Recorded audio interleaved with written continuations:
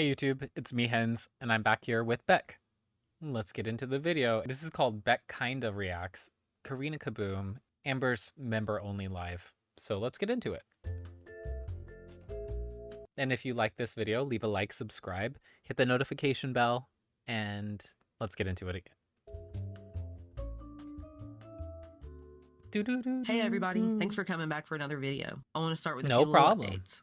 I took some of your Hey, advice and we'll be starting to make distinct thumbnails for each video now instead of just a text and background. This way you good. can distinguish them better from each other. So I hope you like those. Next, I want to talk about upcoming videos I will be making and ideas for the channel. Some people wanted to know if they could send in fan art, and I think that's an awesome idea. So I made a new Gmail for YouTube stuff, and I think it would be cool for you guys to send art there, and I can feature them with your name and username at the end of my videos. Also, Cool. I've decided my first full cryptid video will be on the Mothman. It will be a combo of research and vlog. I'm going to take a day trip with some friends to Point Pleasant when it gets a little warmer. I want to show you guys the Mothman Museum and the TNT Dome and talk to you about what I learned. So I can't wait to share that folklore and my experiences with you when I get the chance. I don't have an estimated date for that release because of work and life, but I promise to deliver it I believe it actually came out before this video did.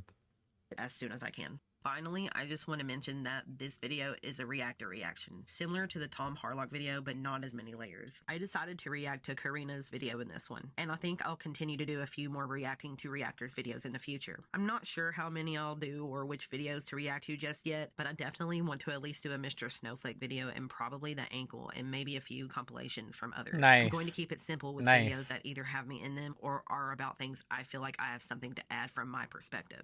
Some people think I should spill everything, I know, and some people think I should just stop talking about her entirely. For a long time, I kept a lot of things to myself out of respect for privacy, something that she never gave me during our relationship, and fear of retaliation, which was something that happened anyway. She was angry with me for leaving her even though she didn't really love me. She continued over all these years to throw insults at me and lie about me despite me being fairly quiet other than a few Q&As and corrections. But you all have shown me that it really is my story to tell however I want to tell it. I don't want to do an entire tell-all about all the dirty details. It does feel mean, and it isn't who I am. But there's still other things I can say and talk about that are still true and valid experiences for me, whether she wants me to talk about. Is this supposed to be a dick? Is this supposed to be a dick? About them or not. And yes, I threatened to sue Amber if she kept talking about me, but she never did stop, and now it's well past that. This is YouTube after all. I may have been mentally unprepared to deal with it in the past, but things are different now. I'm entitled to respond as much as she is, and to talk about my past and present as little or as much as I want. I like reacting to reactors because they're more thoughtful people than Amber is, and they give me a buffer for her content and from her. They've been kinder to me even at my worst than Amber ever has, and that's why I'd rather give them attention than her now. So for my first reaction, since Karina gave me a platform to share my voice on, I'd like to react to her content. So let's get into it. Makes sense. Okay. So we are going to be talking about what I heard yesterday in Amber's live stream. I knew that she was going to do this, and I figured it was going to take her about like a few live streams to do it. But no, in her stream, she decided to totally go off and say things about Beck, caught in very interesting things. And she says she has a lot of dirt on Alexis. I love how anytime she has a falling out with somebody, she's just like, I have so much dirt on that person. No, but she says, I have so much dirt on so-and-so, but I'm not that kind of person. I would never talk about it. Except she always ends up doing so. It's just a fear tactic for her to silence people because she doesn't want to have people see that side of her. And so she doesn't have to take accountability for her actions. If there weren't things that you did wrong, then you wouldn't be needing to threaten people into silence. True. What I base my opinions on is what public figures say publicly accessible information, okay? And please do not go to anyone's channel and leave mean-spirited, negative, discouraging, disparaging comments or comments. I think it's really good that Karina puts that in all of her videos because I feel like with Amber, it's kind of the opposite. She is trying to weaponize her audience into going after people that she's trying to keep silent. Okay, so here's what she says about Beck. She says that Beck is now making content about her. And obviously she is upset that Beck is making content about her. All I have to say about this is that Beck has every right to respond to all the lies that you've talked about them for years. Amber says, oh, well, I did speak about them a few times. It wasn't a few times. You've made a lot of videos. You've went off on Beck recently in a live stream saying that Beck is lying about everything. And by the way, she repeats this in this live stream. She says, it's fine that Beck wants to tell their story, but like, don't lie. That's a surprise. About me. Who is lying about you? I think Beck needs to react and respond to any allegation that they so choose fit. Thank you, Karina. Everything I have said about Amber has been honest. And I haven't really said anything wild about Amber, anything out That's of true. pocket or anything. But like when you say The only crazy thing was the timer thing. lies about me, I am going to defend myself and I'm going Oh, to and then also denying her the right to see her dying mother, because that's just a piece of shit move. And Amberlynn, you'll never lift that down. my side of the story of what happened. Because you've made hundreds of thousands of dollars on Beck, and now she's obviously visibly upset that Beck is making content. Beck asked you repeatedly, please stop speaking about me. And it wasn't just a few times. It wasn't just a couple of times like Amberlynn says in this live stream. It was a bunch of times. So first thing she says about Beck is that pretty much Beck is lying about her. Okay. Then she says that listen to this, that they did not have the best relationship. Why did you lie? You lied extensively saying there were things going on. Not the between you guys best that were not. relationship. You were saying lots of different other things like that if Beck didn't want to be with me, then they wouldn't be with me.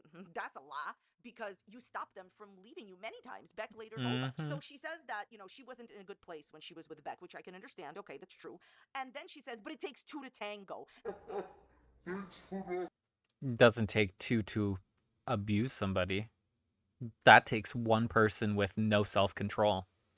By saying that it takes two to tango, you are admitting that you did wrong, but you're not being specific about what or taking any accountability for it. Meanwhile, It's claiming that she's only done things out of provocation, which is a fucking lie. Accountability for the things that you said that I did wrong in the relationship. I know I wasn't very affectionate. I didn't call you pet names fast enough. You always would say that I would side with everybody else over you, but that was truly Maybe because everybody else is right. Because I felt like you were in the wrong in those moments. Exactly. And though you see me as a bad partner, I did so much for you. And these things do not add up to the things you've put me through. All these bad things, and I could say, like, I'm paraphrasing, I could say all these horrific things about them, but I'm not that type of person. Amberlynn, that part. Just in this live stream, you said that Beck is lying. You said that it's okay with you. Oh, thank you for giving permission, oh queen, for them to talk. Please. You said that they can tell their story, but don't lie about me, and that it takes two to tango in the relationship. Amberlynn, you controlled Beck financially and in every other single way. So basically, she did not waste any time. She immediately went after Beck, and she's basically saying that she wasn't the only bad one in the relationship, that Beck is currently lying about her. What genuinely bothers me here is that Amber says that she could say horrific and bad things about Beck, but chooses not to when she already has. Amberlynn went on Instagram, said the worst date she's ever had was with Beck. Amberlynn went around making superficial comments about superficial things about Beck. She's talked about a lot of reaction channels, right? In the same way, making statements about certain things that Amber always cries about. Oh, don't talk about me and my thing. Okay, right. You have not stopped trashing Beck. I knew that you could not help yourself. You not only owe this person a large amount of money from the live streams, but have some decency. This person went through renal failure and still drove you around, and you filmed them while they were incoherent. This person did everything for you for 4 years, and when they dared to break up with you, like I said, it's narcissistic injury. This person dared to break up with her you. ego is hurt, so she has to control the fallout of the relationship, how it's perceived, and your actions moving out of it.